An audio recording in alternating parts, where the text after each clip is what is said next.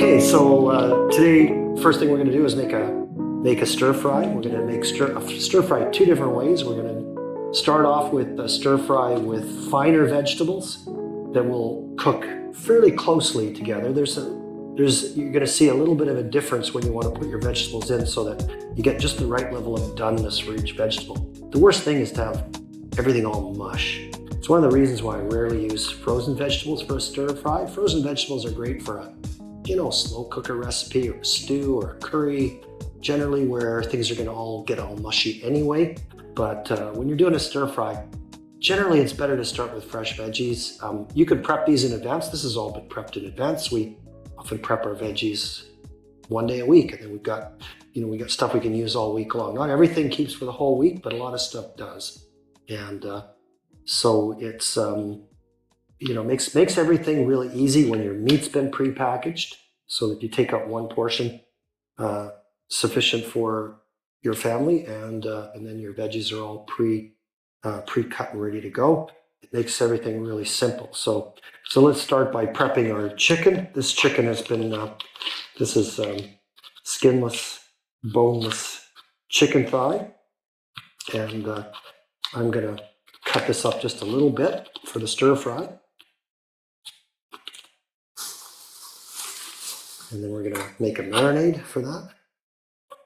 So generally you want to cut across the grain and any meat, and keep all of your pieces as even as possible. So again, you want the same level of doneness in every piece. There we go.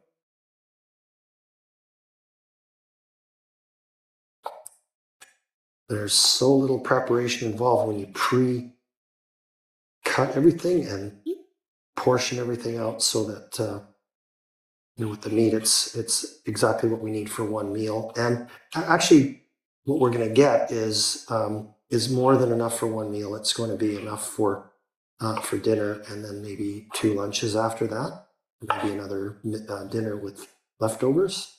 We're going to make a marinade for our meat, and there's a lot of ways that can turn out really good, but I think some of the basic principles are fairly consistent. You need to have a base for the flavor, usually a soy sauce.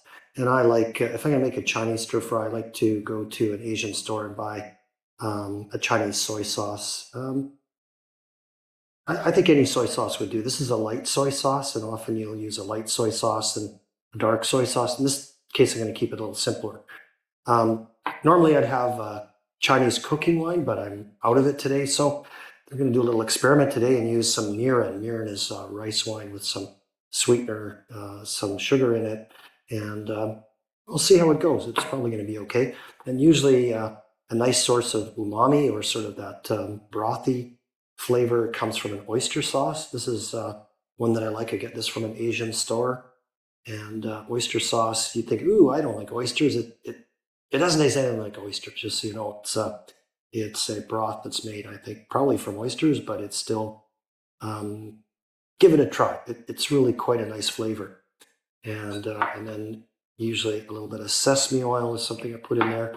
And then some cornstarch that coats it kind of coats the chicken with a bit of almost like a thin batter. And it gives it kind of this nice tender surface. And then there's a couple of other things that you might want to consider. This is monosodium glutamate, and we've been sort of programmed to believe that this is some sort of evil poison, and in extremely high amounts, it probably is not great, because monosodium glutamate is really just an amino acid called glutamate that you get from everything you eat with protein. You're getting it anyway. So like it or not, your body gets glutamate in almost every meal. It's actually the most abundant amino acid, in fact.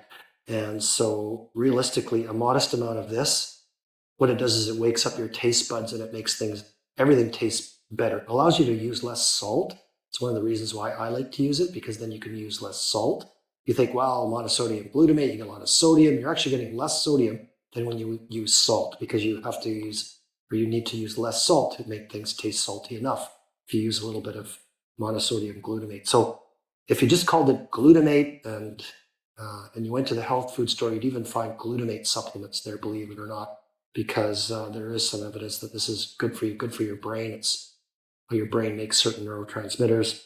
I think in high amounts, like just don't gob it on it. Sort of like sugar. A little bit of sugar can create a nice element of flavor and some caramelization, which makes a nice complexity to things, but it's something that you use in real moderation. So use a little bit of it, give it a try if you want, and if you really feel like it causes problems, then just don't use it. But understand you're getting glutamate in all kinds of things, and like soy sauce and lots of fermented foods have truly monosodium glutamate that's just naturally occurring.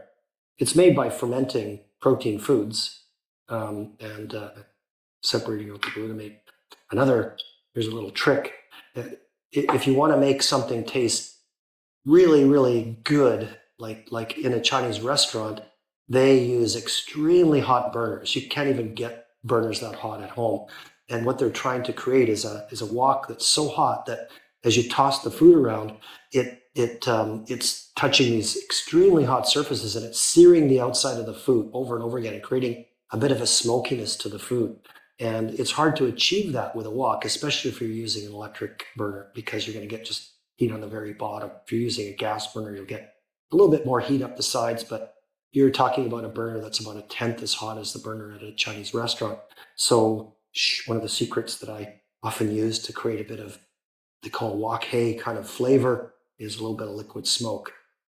I know it's a secret. It's maybe it's breaking some rules, but it's something that it's kind of worth a try. One of these bottles will, you just use a little bit, just a few drops, and it'll last you for a couple years probably. So it's kind of a nice little addition. So let's get started with our sauce here for the meat. So I'm just gonna eyeball it. Use maybe a tablespoon of mirin. There we go. And again, I would tend to use, if I even had any alcohol, I'd probably use a bit of beer or some regular wine. But Chinese cooking wine is typically what you use. And about a tablespoon of soy sauce. I didn't mention this. This is a type of Chinese vinegar. I love the flavor of this. It is a bit of a different flavor, and you can decide for yourself. I like using it, so I put it in most everything. This is an aged Chinese vinegar, and I think it adds a really nice component to the flavor. The oyster sauce. It's a good idea to bring that out of the fridge. It stays in the fridge. It's the one thing that stays in the fridge is your oyster sauce, and bring it out of the fridge a few minutes ahead of time. Otherwise, it's sort of like Heinz ketchup. You got to whack on the bottle to get it to do anything. A little bit of sesame oil, some cornstarch,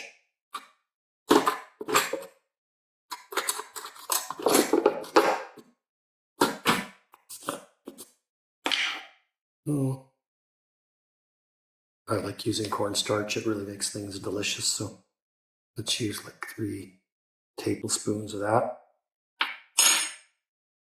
And the glutamate here. A little shake of that.